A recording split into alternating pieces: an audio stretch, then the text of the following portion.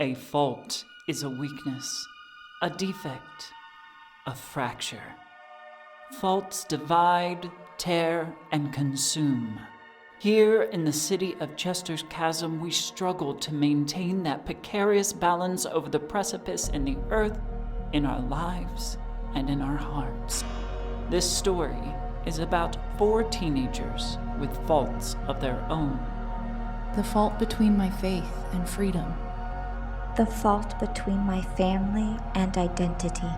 The fault between my choice and my obligation. The fault between my life and death.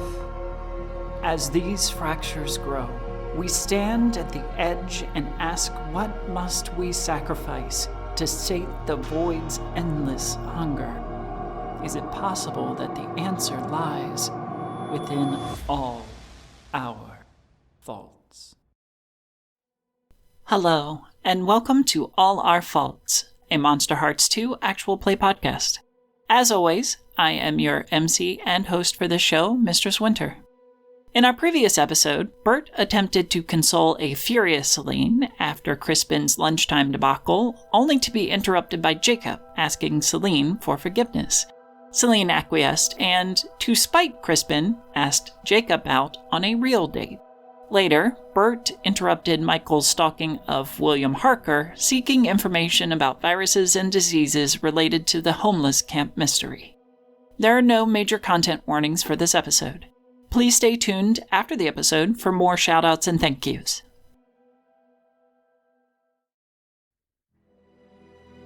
Chapter 6. Books and Bullies. So Crispin, you are in Yearbook Club with Celine, Michael, and Bert. Celine pointedly ignores Crispin and goes and flirts with Jacob right in front of him. Oh boy.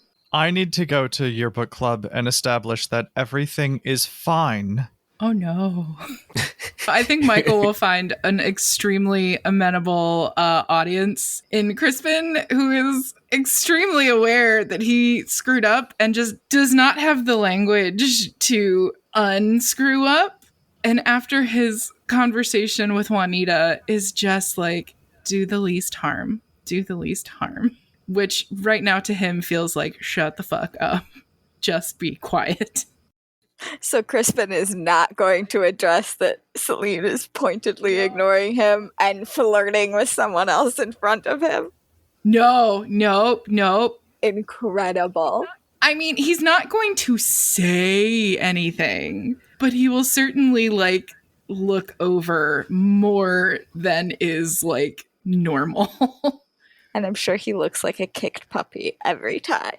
100%. Oh, yeah. No, listen, the beating he took from his father is nothing compared to this. This is, he's having a bad day.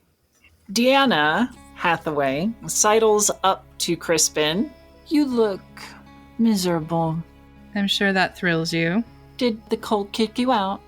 No. As a matter of fact, it seems like I'm in line for promotion, I guess. Ooh, get to be the leader of the culties. Do you really not have anything better to do? Is there nothing more exciting going on in your life? Not at the moment. Must be nice. I heard that you were making a show of yourself at lunch.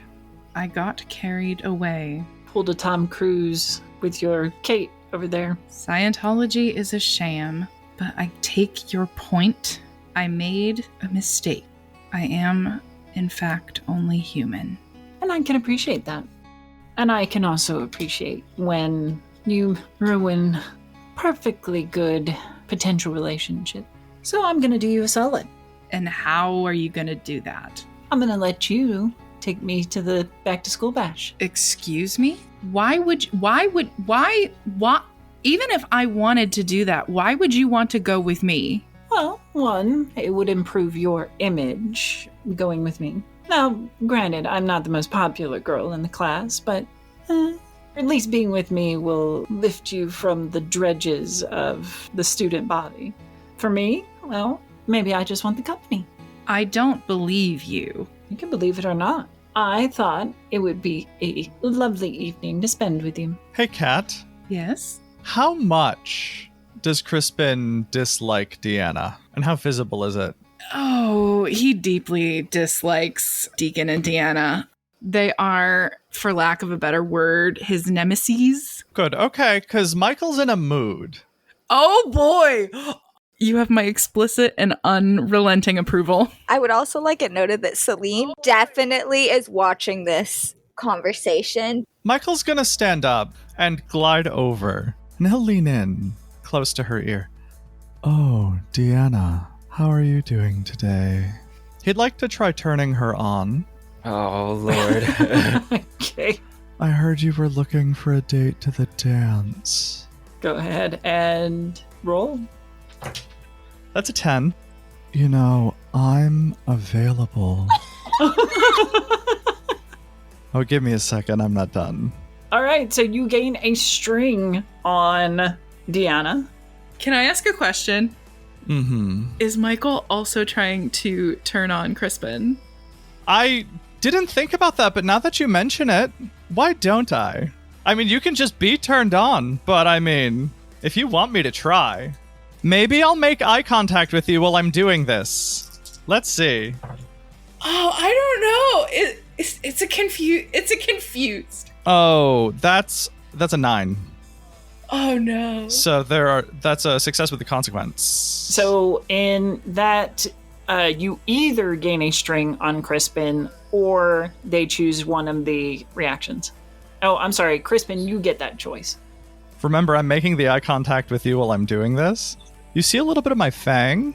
I think I'll take the string. All right, so Crispin gives a string to Michael. For Deanna, Michael, you gain a string and they choose a reaction. Her initial fury at being interrupted so fucking rudely melts into this fiery, angry sex thing. Well, I mean, for you, why wait for the dance? I'm going to shut her down. That's a 7. You choose one from below, but you come across poorly and you gain a condition instead. Fine by me. Honey, remember, I'm gay and your overbite is showing. Wait, I'm going to apply your condition from last time. Oh, okay. Uncooperative, which will drop your 7 to a 6. I have forwards. I'm going to bump that back up. I now only have 1 forward. Choose one of the options. Either they lose a string on you. If they have no strings, you gain a string. They gain a condition, or you take another forward. Let's give Deanna a condition. Okay, what's the condition? I did just say her overbite was showing. Maybe that's going to be a thing people make fun of her for. And she's going to get real sensitive about it. In return, as a condition, you are going to gain the condition, not your business. That seems appropriate. And then I will just simply wink at Crispin and sit back down. Deanna covers her mouth in sudden anxiety about her barely noticeable birth defect and just huffs off back to her brother Deacon. Don't torture my friends. She just glares at you from across the room. Hi, Crispin. Michael will just simply wanly raise an eyebrow and smirk and go back to doing his homework unless Crispin wants to chat. Does Crispin want to chat, or is he just too flustered? Crispin is painfully flustered. I think Crispin wants to chat. It takes a second for Crispin's brain to catch up to what just happened. And he just kind of turns to Michael and goes, thanks for chasing her off, I guess. Clearly she wasn't going to leave you alone, and you were obviously uncomfortable. I'm not really sure what she was trying to do, but she was trying to do something. Frankly, I just didn't want to hear her talk. I'm over it. Crispin laughs at that. Yeah, I don't know. We were friends when we were little kids, and just sometimes I wish it could be that way again, but it can't, so. That sounds like drama. What happened? We used to go to the same church. Then her family stopped going, and formed some pretty strong opinions about people who still go to the church, and they think I'm in a cult. Yeah, I caught that. She said that like a ton of times. So, like, is it a cult? I feel like I'm supposed to say no. That's not a really strong recommendation. It's not a cult. It's a calling. Okay. And if I'm being totally honest, I'm not really sure I'm ready to pick up the phone. And this is the first time I think Crispin has said that thought out loud. What happened with, Celine? You two looked thick as thieves at lunch for a while. That was new. I got carried away, and I think I said something stupid, and like I always do, I think I hurt her feelings, and I'm sure it's my fault. It's always my fault, right? Like I can't help myself, and I just say these things and do these things and disappoint everybody, and I'm no good. Whoa, huh? It's okay. Sorry, that was a lot. Did you talk to her about it? I don't think she really wants to talk to me right now. Michael's gonna look at her. What is Celine doing right now? Celine is trying to inconspicuously, it's not inconspicuous, as possible, shoot glances at Crispin all the time, especially now that Deanna is not with him anymore. She's been looking at Crispin the entire time while she's like fake flirting with Jacob, but she's not just flirting with Jacob, she is just kind of trying to get a distraction. But every time she feels like Crispin is looking over at her, she definitely starts flirting with Jacob. So I would imagine that you make eye contact with her. Do you linger? It will very quickly be a like, oh, I got caught, and like quickly looking back away and focusing on Jacob again. Yeah, okay, just as obvious. Perfect. Crispin, I'm going to say this with, I can't believe I'm going to utter this out loud. Love, you're a fucking moron. Oh. Crispin is going to laugh for the first time today. And he's just going to go, thank you, I think. You're welcome. I'm happy to insult you anytime. Always to your face. Stop being an idiot. I deeply appreciate that more than you know. Barbara Holcomb comes to the table where Crispin and Michael are. Hi, guys. I'm really glad you're here, first of all. But second of all, it is only the second day, and there's already a lot of disturbances. So if you could please just tame it down and focus on... Oh, I know which one it is. We're playing Two Truths and a Lie, right? What? No? The first one was the lie. That I'm happy you're here? Yes. Did I win? No, we aren't playing a game. I'm simply asking if you could just keep things peaceful and calm and not rile each other up. Cucumbers. All of us. Cucumbers? Cool as. See, he gets it. Oh, okay. Cool. Perfect. Don't worry. We've already got plans to cover the football game and the bash at the end of the week. So I think we're well on our way to another banner year for the yearbook. Yes. Wonderful. Thank you. That makes me happy. I'm excited. Get out there and make us proud. She will flounce off. All right. Hi, Bert. How are you doing?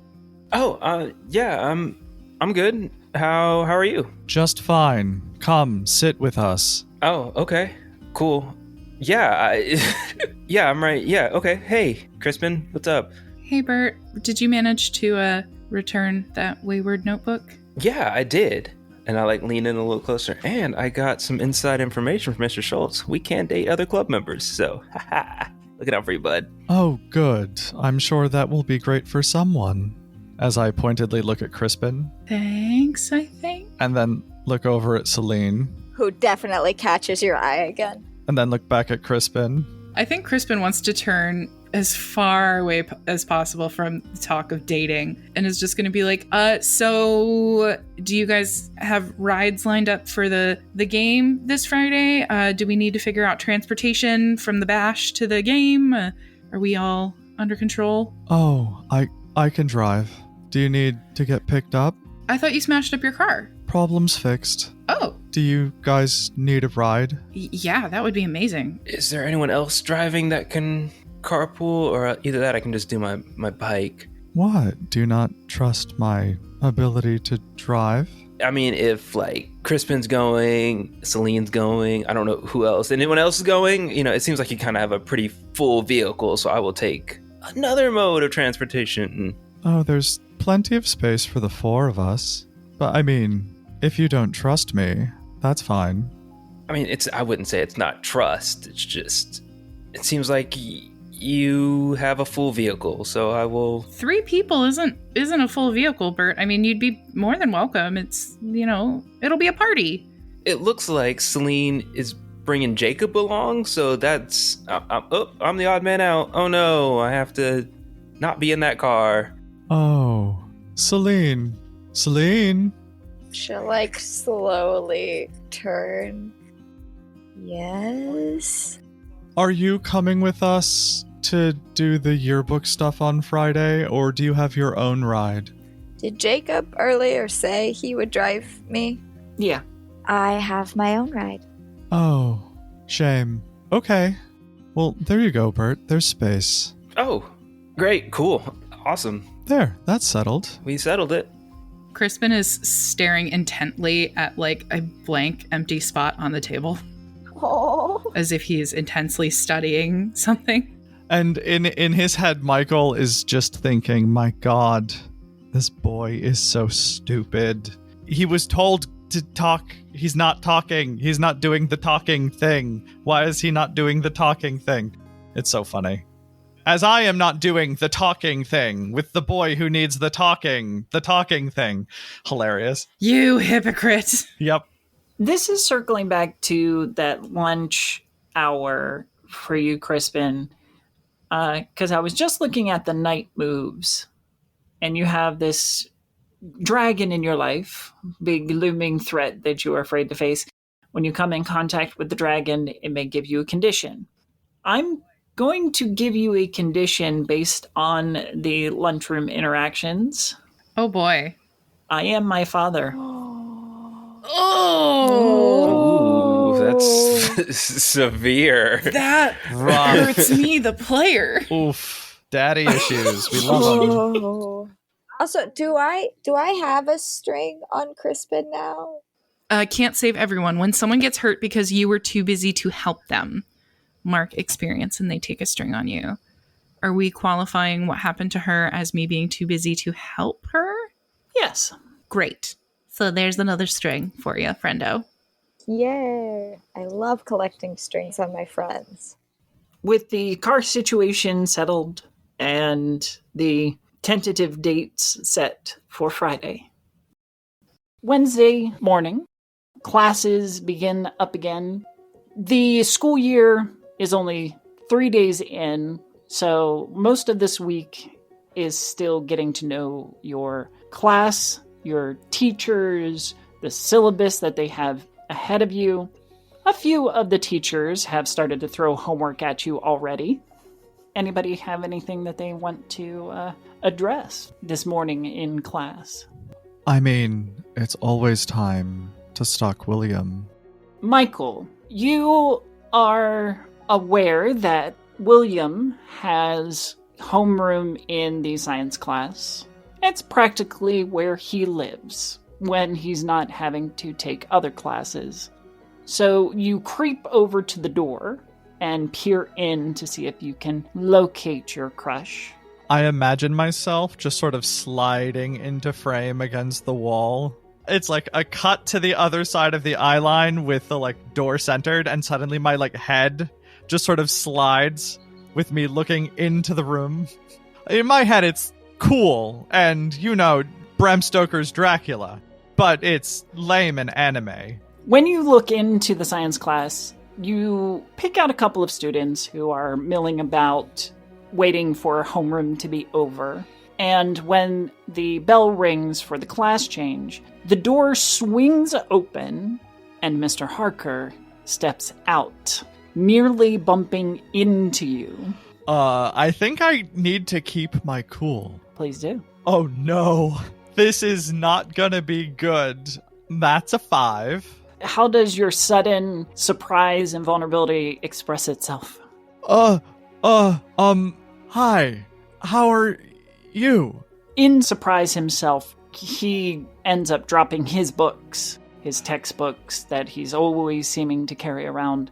I'm sorry. God. Let me help you. No, you really don't have to do that. I'm perfectly capable of... No, here. Oh gosh. Oh God. Okay, fine. I'm sorry. I'm just gonna go. And then I will walk away from this. Oh my God. Give me a runaway. I will try. That's plus what? That's plus your volatile, which I believe is -1. 5. Oh my God. I fall down on top of him, I guess. You fall down on top of him?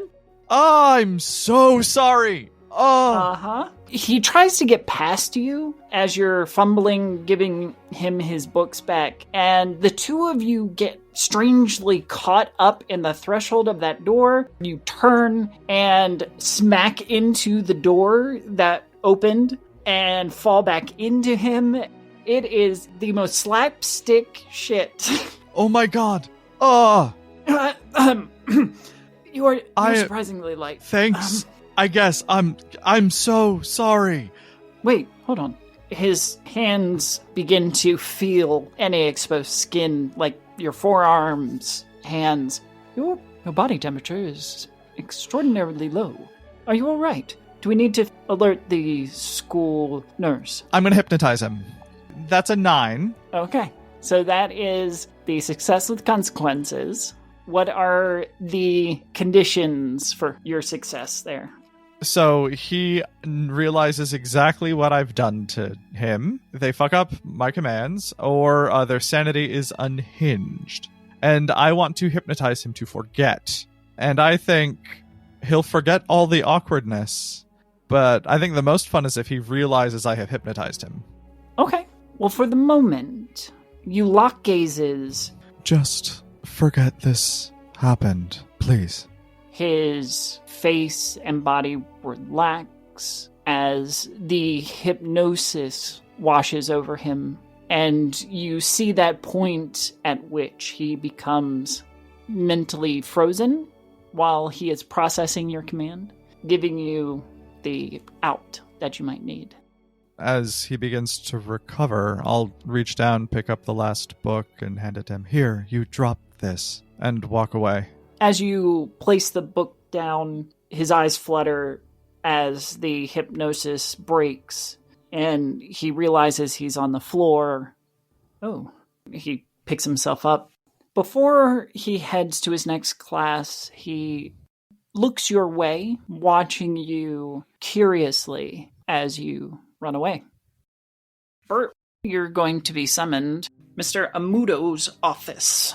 Oh, by the boss. All right. Yep. You will arrive at the By All Means Investigation Agency. It is this small office on the 5th walk-up floor of this rundown office building. Mr. Amudo has yet to replace the lettering on the door, so it still reads for Bronsky and Smith, Attorney at Law, and the letters are crumbling off the glass. And then there's a piece of paper next to the door that has scrawled on it, By All Means Investigation, and the word investigation kind of falls off the edge of the paper.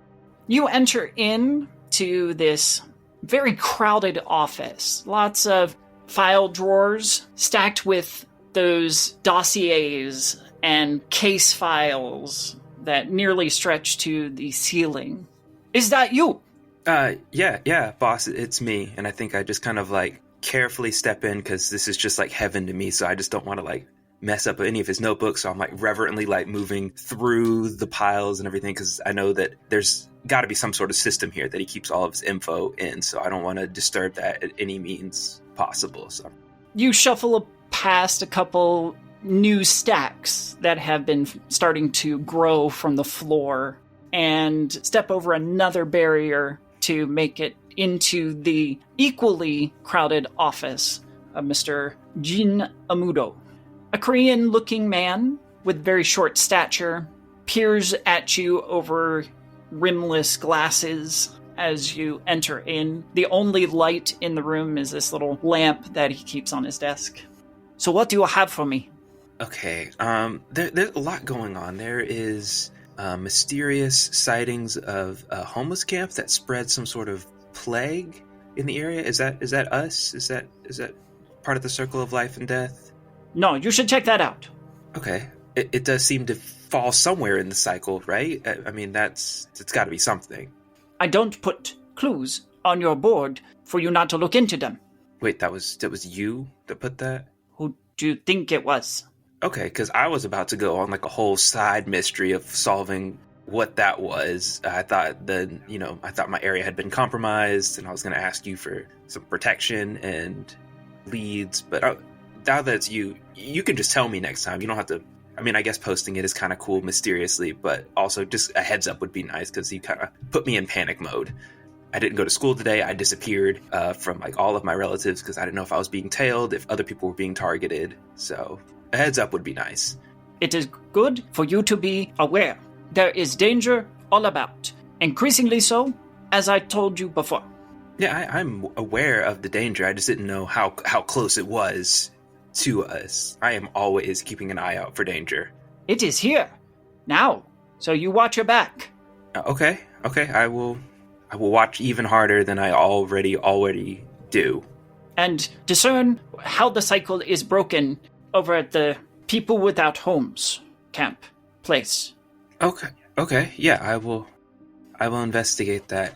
Just so, we don't cross notes, or if you're going down this alley, the people at the old lighthouse, those are all actors. So just in case you hear of any ghostly activities like an old captain, I delivered pizza to them, and they are all just reenactors, just doing a bit. Not all of them. Okay, see that's something you could have given me a heads up on, because I just kind of wrote them off in my notes, and now I have to redouble back and find out who's an actor and who's really a ghost. Unless they are dangerous, then don't worry.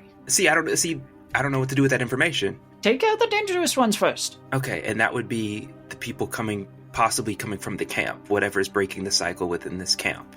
The illnesses are unnatural. Okay. Though they come from natural world, they are not naturally spreading. All right. Okay. I will make that my priority, finding out about this camp and these illnesses. Anything else? Well, since you are here, you're going to go on a stakeout with me. Okay. Turns out landlady's husband stepping out. We need pictures. Is this part of the dangerous one? This sounds just like an errand. I have to make money to keep the office open. Okay, that makes sense. Okay, so stake out, get the pictures, get paid, keep the office open. Good. We'll shove a film camera at you. I know somebody that would really appreciate this. And then I will go on my way. Wunderbar. So you go on this stakeout with Mr. Amudo and spend the entire day sitting in a hot car that has no air conditioning. Crispin and Celine, you are in a class together in the morning. What class is it? Ooh, this is our first class of the day? No, well, this is the one directly after homeroom. I feel like it should be English. I was thinking English too. So yes, English it is. Amazing. Great minds. I feel like Crispin and Celine, if the room is in tables, then we sit at the same table. And if it's just rows of desks, then our desks are pretty near each other. Mm-hmm. It's rows of desks, yeah. Okay, I think Crispin sits behind her, like immediately behind her. Scarlet is also in this class, as this is like an honors English class. She flounces through the door, her bustling skirts, as she tends to wear this Lolita fashion, always on the darker side, the goth side, usually carrying a parasol, which she makes it through the door with relative ease. But the teacher, Miss McAvaney will, without turning away from her whiteboard, will say, Patricia, put the umbrella away. Scarlet will retract the parasol and place it neatly in the corner before making her way to a desk near the two of you, against the windows. Celine would have been one of the first students to enter the class. She tends to walk pretty quickly. Depending on when Crispin gets in the class, she might have already been there. As Crispin sits behind her, he would have had to pass her to get to his seat.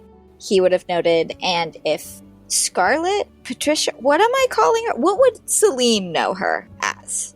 So her legal name is Patricia. How she introduces herself is Scarlet. So I assume that if you know her personally, you'd call her Scarlet, like Crispin does. I mean, if she did an introduction, 2 days ago and introduced herself as Scarlet then, because when, we do the stupid icebreakers thing, I'd probably call her Scarlet then. She would have. Okay, cool. So if Scarlet's paying attention, she would notice too that the normal bags under Celine's eyes that are just part of her features for the last several months are definitely worse today. But she is pointedly not turning around and looking at Crispin, does not greet him, is not engaging with him in any way. You definitely beat Crispin into the classroom. He's been doing a lot of late night study sessions with his father this week in preparation for Saturday. So he's still getting to school on time, but just by the skin of his teeth. He rolls into class and sees you, and I think he slows down as he walks past your desk in a kind of hopeful way to see if you acknowledge him, and then when you don't, he'll just kind of quietly sit. She will sink further down into her seat. She has her sketchbook out doing some minor sketches and sinks more into her seat and buries her face further into her sketchbook as she feels your presence. Up at the front of the class, you see a girl who you would know as Sarah Paisley. Sarah Paisley is a hot young influencer in the city of Chester's Chasm. She has her phone up, and she is talking very low into it. With any glance, you can tell that she is recording herself on a social media site. It's a new app called Click Clock. There you go. TikTok. TikTok. Ooh, I like that. TikTok. And you can have it in different colors, in different flavors. Totally normal thing for an app to do is come in flavors. Is she speaking loudly enough that we can overhear her? If you strain to listen in and pay attention to her mindless musings, there are some allusions to low-key insults that are pointed at Scarlet. And occasionally you will see the phone turn just a tick over her shoulder to capture Scarlet's image without her permission. Great. I'm going to raise my hand, even though class presumably has not started quite yet. And I'm going to say, Miss McAvaney, has the school policy on cell phone use on campus changed recently? Miss McAvaney continues to scroll on the board some quote or other from the text she has you reading. No, Mr. Ligatone, it has not. However, we have not started class, and I do not wish to start anything at this moment. That last bit is definitely pointed at you being what essentially amounts to a tattletale. I would never. I resent that remark. Crispin is going to continue to press his luck and just say, but don't we value people's privacy at this school? Roll shut someone down. Okay. And that is going to be... What do I add to it? Shutting someone down is cold. That's going to be exactly a 10. Nice. Oh, perfect. The teacher lets out a heavy sigh, and you almost hear a muttered, I guess we're doing this then. She'll turn around and know exactly who you're talking about, so her gaze goes directly to Sarah. Miss Paisley, please put up the phone, or I will have to confiscate it, and you will not get it back for the rest of the week. Sarah politely turns it off and puts it away. Of course, Miss McAvaney. Celine clearly makes a gagging motion that is very obviously seen, even to Crispin, who's behind her, just a kind of thing in response to Sarah's little thing. Does it look like Scarlet noticed this happening? If she had, she gives no sign one way or the other. She is face first in a book. I'm going to say she is reading Drawing Down the Moon, a study of paganism in modern America. Crispin will consider her reading material for a moment, and he will say, "You're diving a little further into the devil worship, I see." Without looking at you and turning a page very slowly, they do talk about Satanism in here. So you are not wrong. I like her. She's pretty fun. I think that makes Crispin smile because he's just used to her and how she is. And he'll say, "Have you ever devoted that level of focus and study to the Bible?" Celine audibly scoffs in front of you.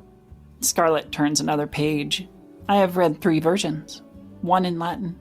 Oh, wow. And what did you think? Interesting mythology. It's not myth. It's and he starts sputtering, and he's trying, after all of these late nights with his father, getting ready for his vigil on Saturday, and he cannot bring any defense to mind. He has been drilling verses and arguments and theological bullshit for days, and just between the exhaustion and the existential crisis of it all, he just cannot pull any of it to mind. There is a slight smirk that lifts the corner of her mouth as you sputter, and she continues to read. I think Crispin is thoroughly chastened by this exchange, and he will pull out his Bible and his English book and slide down in his seat and hope that a hole opens in the ground and just swallows him. Where does Scarlet sit in relation to me? So she is next to Crispin on your left. So diagonally behind me. Class still hasn't started yet. Right. I'd like to turn around, pointedly not look at Crispin, and fix my gaze on Scarlet. What mythologies are you interested in? All of them. Each one is the culmination of a society's beliefs, the complexity and nuance that goes into pantheons and belief structures are beautifully unique, each one.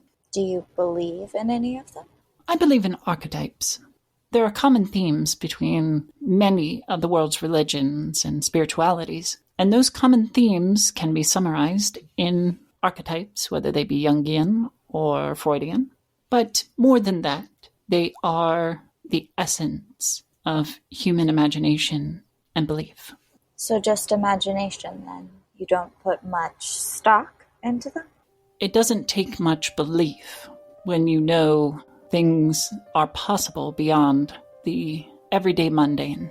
Can I roll for Gaze into the Abyss to see if I can glean anything by what exactly she might mean or be referring to? Please do. What it is me tapping into my Fae magic, which is weak but still there. And so to the outward person, it looks like I'm just kind of fixedly staring at them, and my eyes slightly glaze over. And if anybody could see my Fae mark, it would be almost sparkling. It would definitely be flitting with different colors of light and have this sparkle to it, more so than normal shimmer that it has if you catch it in the right way. But what it is for me is kind of sitting there, taking breaths, and just really connecting with the magic that I know I have inside of me to be able to glean the truth and sort of that promise thing that all Fae seem to like to some extent, and just try to glean how much of the truth is there and see if there's anything unspoken. And sometimes I can truly pull things out. Give me a roll. It's dark, right? Dark. 7. You reach into that small well of Fey power at your core and reach out invisible feelers, scenting the truth or lies about her statement, which lingers in the air. In response, which in and of itself is telling, her head whips to face you, and you almost feel those Fey feelers yank back as if they've been slapped.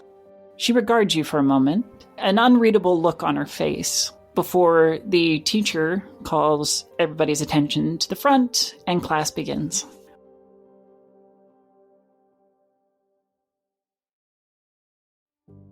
Thank you to the Tabletop Tailspinners Network and director Emma Kokar for our home and platform. The cast of All Our Faults includes Abby Marie Carter at Abby_Marie_Carter on social media, Ben at DJ_Blindian, Juicy Garland at Juicy Garland, Kat Kelly at Kat Kelly, and yours truly, Mistress Winter at Mistress Winter. A huge shout out and thank you to you, our growing band of listeners. We recently surpassed 500 downloads worldwide, which is an incredible milestone, and we have you to thank for it. We love telling this story, and it brings us great joy that you are enjoying it as well. I hope that you will share that enjoyment with your friends. Who knows? Maybe they'll listen, love it, and talk about it with you. Theorizing about the show is so much more fun with friends. If you want to financially support the show, we have a Ko-fi site where you can sponsor us and get some little goodies and extras. Until the next episode, we wish your hearts good fortune and health.